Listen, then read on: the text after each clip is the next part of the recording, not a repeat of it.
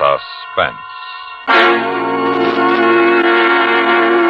And the producer of radio's outstanding theater of thrills, the master of mystery and adventure, William N. Robeson. They say there's a thin line between love and hate. And if it's true that it's love that makes the world go round, perhaps hate could bring it to a standstill. It's been tried with rather tedious frequency for the past several thousand years, and if the haters keep at it, they may finally make it. Unless, as in the upcoming play, love once more triumphs. Listen then, as Charles McGraw stars in 227 Minutes of Hate, a tale well calculated to keep you in Suspense. You look at the calendar hanging on the wall, and you wonder if it's you or the day that makes it look so uninspiring. And you decide it's the calendar. They just aren't making good calendars anymore. You squirm around in your chair and take a look at the clock. 11:44. 11:44 of a Friday morning that shouldn't have happened. It's that dull. You swing back to your desk and pick up the phone. Detective Bureau, Lieutenant McDougal speaking. Hello, Lieutenant. This is Bill Rand out at the Hillway Airport. Yes, Mr. Rand, what can we do for you? Well, I want to report a stolen plane. I see. A what? An airplane. It's been stolen. I want to report it. Well, now, look, Mr. Rand, we take reports on stolen articles here, cars, things like that, but a stolen airplane... I know there isn't much anyone can do about a stolen plane, but the trouble is, it's in the air. Well, that figures. The man who's flying it can't fly. Well, in that case, you have nothing to... What? I tried to stop him, but he had a gun. Oh, now, just a minute, Mr. Rand. Suppose we begin at the beginning. Well, this guy, he goofs around the field all the time, one of those hangar flyers. But today he showed up around 11 o'clock and said he decided to start taking lessons. So, Hold it, Mr. Rand, just a moment. Frank. Yeah, Mac. Get on the extension and take this report. Okay. Now, Mr. Rand, what was the man's name? Regan. Charles Regan. His address? 423... Excuse me, Mr. Rand. My other phone's ringing. You go ahead and give the report to the sergeant. I'll be back with you in a minute. Okay. Hello. Detective Bureau, Lieutenant McDougal speaking. Oh, yes. Yeah, now, wait a moment. Where are you calling from? Yeah, I see. Yeah. Yeah, all right. Yeah, all right, fine, Mrs. Stevens. We'll see what we can do right away, and thanks for calling. Mr. Rand. Yes, Lieutenant? I think we found your plane. Oh, that's great. Where is it? Well, the lady I just talked to wasn't too accurate, but according to her, it was flying up and down in front of her house on Delaplane Avenue. Flying up and down? Well, that's the lady's way of putting it. I figure what she meant was that it was buzzing the street in front of her house. Good Lord, Lieutenant, he's liable to crash that thing. You got to do something. Yeah. Yeah, I think you're right, Mr. Rand, but there's only one thing I'd like to ask you. Yes? What would you suggest? Yeah, the man's right. You got to do something. But what? Reach out with a long arm and pluck the plane out of the sky? Put out a call to the radio cars and tell them to bring in an idiot in a stolen plane? You look at the report that Frank's taken and you try to figure out your first move. Any move. Here's the fellow's name and address. Yeah, it's probably a phony. No, I don't think so, Lieutenant. Rand said he got it off the man's driver's license. Yeah, well, we can take a run out there, I guess, but it isn't going to help us to get him down. Did Rand say anything to you about why he thought the guy wanted the plane? No. He said he acted fine until they got out to the takeoff line and warmed up the engine. Then he said the guy suddenly pulled this gun out and shoved it in his ribs and told him to get out. Mm-hmm. So he got out. What would you do, Lieutenant? I'd get out. I'll get it with you, Frank. Yeah. Detective Bureau, Sergeant Kelly speaking. Yes, sir. Yes, we've already got a report on that, sir. Where are you calling from? The courthouse. Yes, sir. Yes, we'll do all we can, sir. Thank you. Now what? Plane just rolled its wheels on the roof of the courthouse. They got a panic on their hands down there. All right, Frank, get out a bulletin to the civil defense people. Alert the fire department, the sheriff's office, all of our cars. Tell them what we've got and to expect anything. I'm going to see if the Air Force can help us.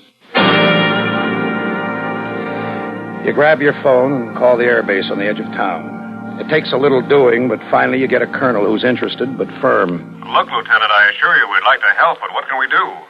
Well, I thought maybe you could scramble a couple of your planes and, well, sort of head him off, make him go away from the city. I'm afraid our jets can't fly that slow, Lieutenant. Yeah, I see what you mean. Only somebody's got to do something to get this guy down before he kills a lot of people. Has he got a radio in his plane? I don't know. Wait a minute. Hold on a minute, Colonel. Frank, did Rand say anything about a radio in the plane? He didn't mention it, Lieutenant. We don't know, Colonel. Well, I was thinking that if he had a radio and he had it turned on the tower frequency, we could contact him from here. At least talk to him. Well, look, can you try it? If you can get him, maybe we can make him see what he's doing. What's the number and make of his ship? Wait a minute. I got it here in the report somewhere. Oh, yeah, here it is. It's a Cessna single engine, number N4091. Is that what you want? That's it. If you want to wait on the phone, I'll have the tower put out a call right away. Yeah, fine. I'll wait. You sit there waiting for the colonel to come back, and the minutes tick by, and you try to figure out some way to do this thing right, and you can't. If he has a radio, if he has the radio turned on, why would he have it on? You listen to the phones, and you hear Frank and the other people in the office taking calls. They're coming in faster now, and they're all about the same thing. An airplane with a fool in it who seems to be trying to kill himself. Trying to kill himself, of course. But you can talk suicides out of it. You've done it more than once. Then the colonel's back on the phone again. No luck, Lieutenant. He either doesn't have a radio or he doesn't have it turned on. We called him on all the frequencies and there was no answer. I'm sorry. Yeah, well, thanks for trying anyway, Colonel. You might keep calling. I'll do that. And if we raise him, where can we reach you? Call the Detective Bureau and ask for me. They can get me in my car if I'm out. And thanks, incidentally, very much.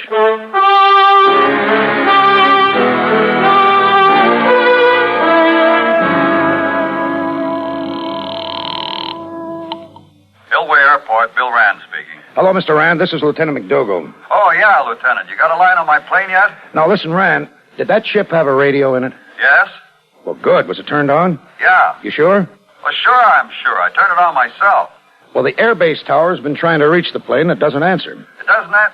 Oh, wait a minute. I remember. While we were taxiing out to the flight line, I turned it down. Why? Well, I'd already gotten tower clearance. Oh, but if it's on, why can't this character hear it? The engine noise would be too loud. Oh, great. Okay, Mr. Rand, thanks. Frank. Yes, Lieutenant. We can't do anything here but answer phones. Let's take a ride out to the guy's address and see what we can find. Maybe he's got a wife that can tell us something. Such as what? Such as how do I know such as? But we can't sit around here waiting until he's crashed. At least we might find out why he's doing what he's doing. Okay, Lieutenant. Come on, let's go.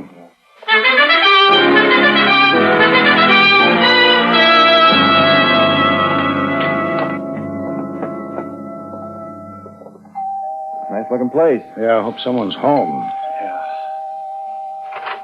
Yes? Mrs. Regan? Yes. I'm Lieutenant McDougal. This is Sergeant Kelly. Police? We're from the Detective Bureau. Your husband is Charles Regan? Yes, that's right, but... I wonder if we could talk to you for a moment, Mrs. Regan, about your husband. Well, yes, of course, but is something wrong? Is he hurt? No, not yet, Mrs. Regan, but tell me, has he ever flown an airplane? Charles? Why, no. Oh, he sometimes goes out and hangs around the airport out at Hillway, but he's never flown a plane. I don't think he's even been up in one. Well, can you think of any reason why he might want to take a plane? Take a plane? Fly one, Mrs. Regan. Take it up into the air. Now, what's this all about? These questions don't make any sense. Well, what's happened doesn't make sense to us either. Your husband went out to the Hillway Airport less than an hour ago, Mrs. Regan, and took an airplane away from the flying instructor, and he flew off in it. Oh, what? He could kill himself. Know any reason why your husband would want to kill himself, Mrs. Regan? Oh, no. Everything all right between the two of you? I resent that, Lieutenant. I'm sorry, ma'am, but sometimes we have to ask questions like that. Of course everything is all right between us, only... Only what? Well, Chuck doesn't like people much. He sort of feels everyone's against him. He's so full of hate. And then this morning... What happened this morning? He was fired. Came home around 10:30 and told me he was fired. Where did he work? At the television station. What kind of work did he do there? Well, he's sort of an idea man. He thinks up scripts and ideas and all. He has a lot of talent. I'm sure he has, ma'am. Somehow they just don't appreciate him. When they fired him this morning, it was the last straw. He was like somebody I didn't know. I'll show them, he said. I'll show them I hate them. I hate them all. Does he hate you, Mrs. Regan? Oh, no, Lieutenant. No, Chuck loves me. Oh, no, I can't believe it.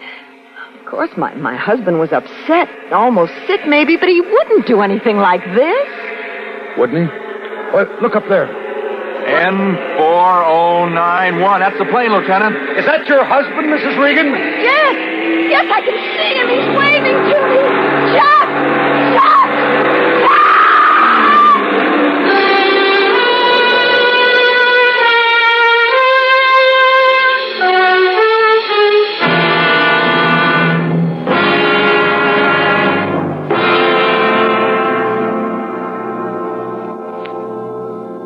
15 facts. And now, we continue with 227 minutes of hate starring Charles McGraw, a tale well calculated to keep you in suspense. Now you have a little more to go on. Not much, but a little. Now you know that Charles Regan is sick with hate. A hate that has given him the nerve to steal an airplane and the courage to fly it. Hate that may destroy him and who knows how many other people. You have to know more about this sick man before you can even begin to help him. And you haven't much time. His gas tank is racing the second hand right toward death. So you tell Mrs. Regan to stay near a phone in case you need her. And your next stop is the television station where Regan was employed up until this morning. The picture becomes a little more clear as you talk with the station manager, Carl Van Alden. He must be crazy. He's got to be. Why did you fire him, Mr. Alden? I didn't fire him. I let him go. Why? Well, don't you try to implicate me in this insanity. But why did you let him go? He couldn't cut the mustard. Well, I understand from his wife that he had a lot of talent. Well, I'm the judge of talent around here. And in my book, if I ran this station on the judgment of housewives, I wouldn't be in business very long. Has Regan been back around here yet? Back here? You said he was up in the air. Well, that's exactly what I mean. Back around here in that plane. Why should he come back here? Well, I've got the impression that Regan's awfully sore at someone. And my hunch is that someone is you. A man has the right to run his business as he sees fit. Oh, of course, Mr. Van Alden. And a man has a right to get mad about the way you run your business. Now, if the man is mad enough to go out and steal a plane, he can't... Crazy enough, you mean? Perhaps. If a man is that mad, I got a funny feeling he wouldn't stop there. What are you driving at? I have a feeling that a man that full of hate would... Well, he would go for the man who hurt him. Hurt? Yeah, hurt. Like the guy who fired him. If I were that mad, I might even fly my airplane into the building where he worked. Nonsense. Well, maybe.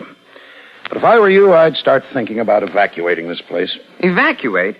Evacuate the building? Why, that's absurd. Not if someone's thinking about flying an airplane down your throat. Lieutenant McDougal, you're a policeman. Naturally, you think of things from your point of view. But think of mine for a minute. I thought I was. Oh, I don't mean my personal safety. I have a public trust. I must stay on the air. And then, well, think of the miserable publicity the station would get if all of a sudden, in the middle of a broadcasting day, I shut down and ordered everyone to leave the building. Why, it could be embarrassing. It could be pretty embarrassing, Mr. Van Alden, if you didn't order your people out and your former employee flew his airplane right through your roof and killed them all. He wouldn't dare. He might. Well, I won't do it, Lieutenant. I will not be intimidated by a crazy man. Besides, I don't think he has the nerve. He had the nerve to steal the plane, and he's sore at you. And he's flying around over the city like a punch-drunk moth. You don't think he'll do it? Well, I do. And I hope above everything else that I'm wrong. I'll put out some bulletins, Lieutenant. Warn the people about what's going on. I'll use what facilities I can, do a public service job, but I will not order an evacuation. That I will not do. Okay, at least it might happen. Good Lord. You got an antenna on the top of this building, Mr. Van Alden? Yes, of course. Two of them, as a matter of fact. Well, I think your friend just flew between them. He flies pretty good for a guy that doesn't know how to fly. But he can't do that. He might hit them. He might even want to, if he's as sore at you as I think he is. Well, you've got to do something. Yeah, I know. In fact, I heard that somewhere else today, and you know what, Mr. Van Alden? What? I'm beginning to get a little tired of it. Yeah, you're getting a little tired of it, and very tired of Van Alden. You can almost begin to feel sorry for Regan. But then he makes another pass in 2 hours, and you forget about being sorry for him. Matter of fact, you start thinking about getting out of there. Then Van Alden's secretary buzzes him and says there's a phone call for you, and you pick up the phone, and the colonel of the Air Force. I'm glad I found you, Lieutenant. We made contact with the plane. You have? Yes, we got on the radio. He answered our call, and we've got him on the tower frequency. Look, that's great. Now just keep him occupied. Keep him talking. Say anything to keep him from thinking up new stunts in that thing. Can you do that? We can try, Lieutenant. I'll be there as fast as I can make it.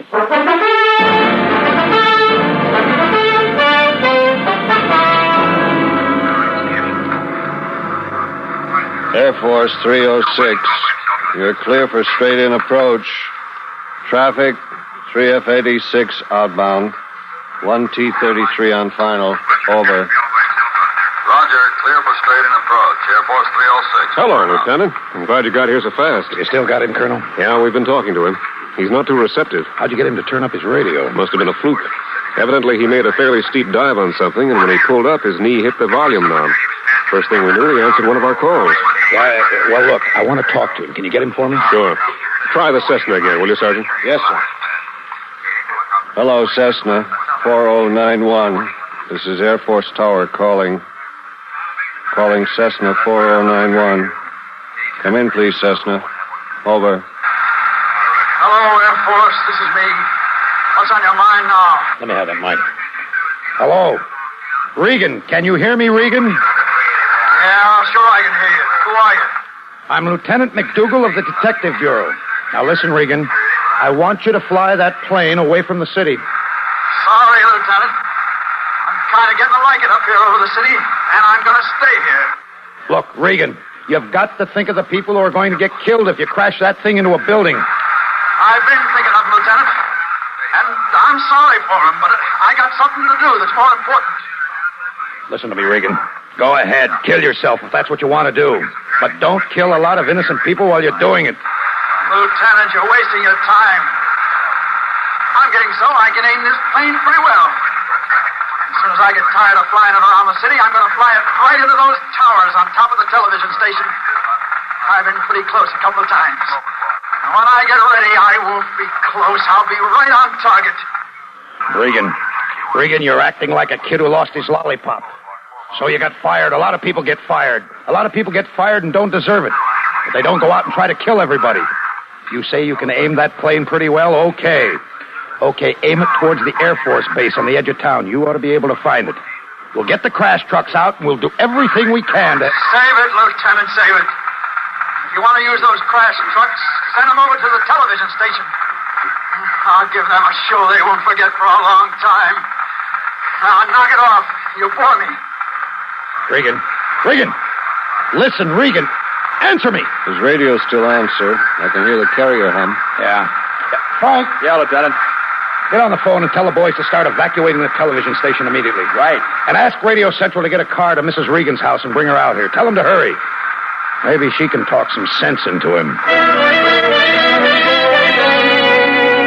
You light a cigarette and stand in the control tower listening to the babble of voices from the sky. And you try to think what you've left undone. The clock says 2:14. 2 hours and 29 minutes since that phone call that started this nightmare. And you're no better off now than you were then.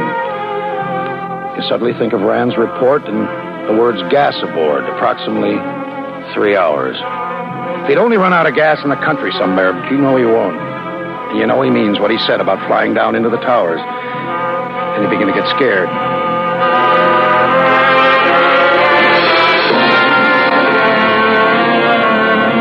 The clock moves around to 2:45. You've called Regan regularly, and he's answered twice.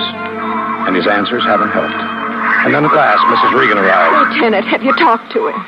Yes, Mrs. Regan, but he won't listen to me. Maybe he'll listen to you. Well, what can I tell him? You can tell him you love him. You can tell him whatever a woman tells the man she's in love with that'll make him listen. Oh. There's very little time left. You're the last chance we have. Mrs. Regan, before you talk to him, I think you ought to know something. Yes. We've offered to help him land the plane here.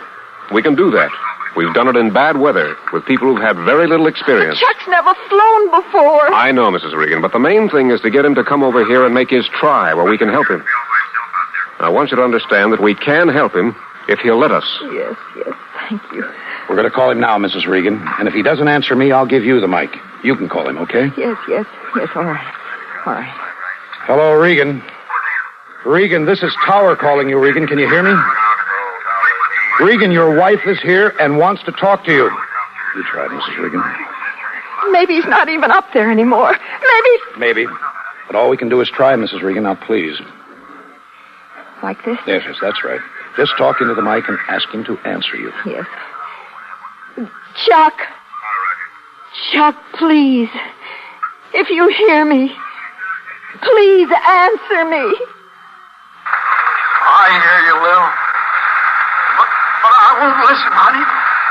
Just go away, please, and let me work this out my own way. Chuck, they can help you land your plane if you let them. Chuck, please. Please, darling, do what they tell you. Oh, Lil, baby, I'm sorry. I told you how I felt about the job. I told you what they were trying to do to me. Darling, they weren't doing anything personal to you. Maybe they didn't understand you, but... They talk, but they never come through. Well, I'm going to come through for them, Lil. I'm going to put this thing right down their throats. I'll give them something to remember Charlie Regan for. He's getting hysterical, Mrs. Regan. Make him mad or something. Say something to get him back. Chuck, please. You can work somewhere else. You can get another job. You've got talent. And you're young. And I love you. I love you. Lil, baby.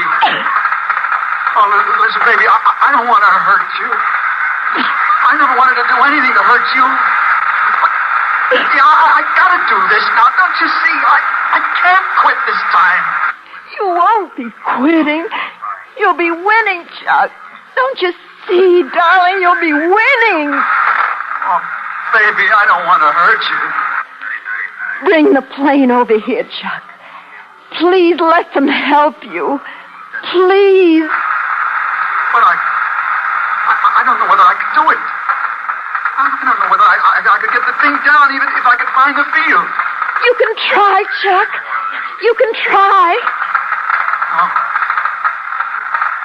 Okay. Okay, I'll try it. And honey. Yes, darling. I'm not mad anymore. I'm just scared. And if I don't make it, please know I didn't want to hurt you. I never wanted to hurt you. I know. I don't think you ever wanted to hurt anybody.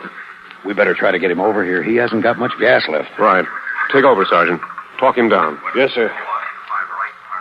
Hello, Regan. Can you read me? Can you hear me all right? Yeah. I can hear you. Okay. Now, I want you to do just as I tell you. First, climb slowly up to 3,000 feet. Can you do that? Yeah. I think so. The thing says 1,500 now. Is that the right one? It should be. Watch it as you climb and see if it goes up. Yeah, I've been watching it. It goes up and down when I do. Okay, that's the one. Now, can you see the field from where you are? Look around carefully and see if you can see a big spread-out field with several runways. Long concrete strips. Yeah, I can see it. You're pretty far away, but I think you're what I see. Okay, now keep climbing and steer towards us. Just take it easy and I'll tell you what to do. Now, I want you to get used to some of the things you're going to have to do when you start letting down for your landing. First, there's a small lever or a wheel. You watch in complete fascination as the sergeant speaks. When you find it, calmly, quietly, almost hypnotically. It's a lever. He makes it sound easy, almost like driving a car, and you begin to have hope. You actually begin to dare to hope that you'll work this thing out. Get this kid down out of trouble. Can you see what you're flying You look at over? the clock, and it's 3:07. Yeah, it's sort of scattered houses and what looks like a dry riverbed. Fine. You're about halfway here. Now, when I tell you, I want you to slow down and pull that lever down. I'll tell you when, but think about it so you can do it. Hey, the engine's sputtering. I think it's quitting. Listen to me, Regan. If it quits, keep the nose down and don't slow down under 80. It's quit. It's all finished. Head for the river bottom. Keep the speed at 80 and head for the river bottom. If you can get there, slow down by easing back on the wheel and let her lose speed when you're right on the sand. I can't do it. I don't think I can do it. Chuck, please try. Please. I love you. What's his chances, Sarge? He could make it. He could make it if he remembers to kill his speed. I don't know. Don't worry, he'll make it, Mrs. Regan. I'm sure he'll make it.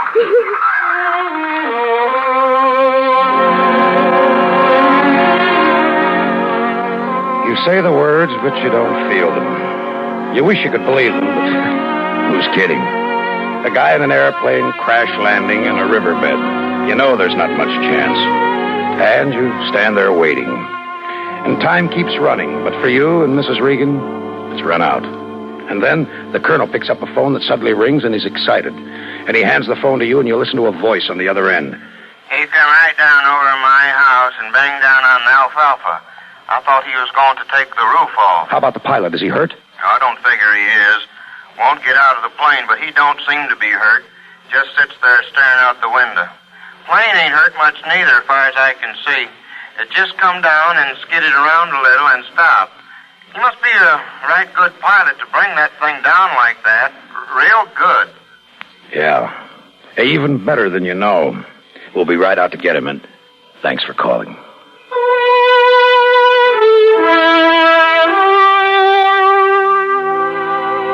Well, you hang up the phone and reach for a cigarette. And you take the first real breath you've had since 11:44 that morning. 3 hours and 47 minutes of fear and terror for hundreds of helpless people because some guy let his hate get away from him. 227 minutes of hate. And you look at Mrs. Regan and you remember the way she sounded when she talked to her husband. Somehow you feel that it'll work out okay for Chuck Regan now that he's got rid of his hate.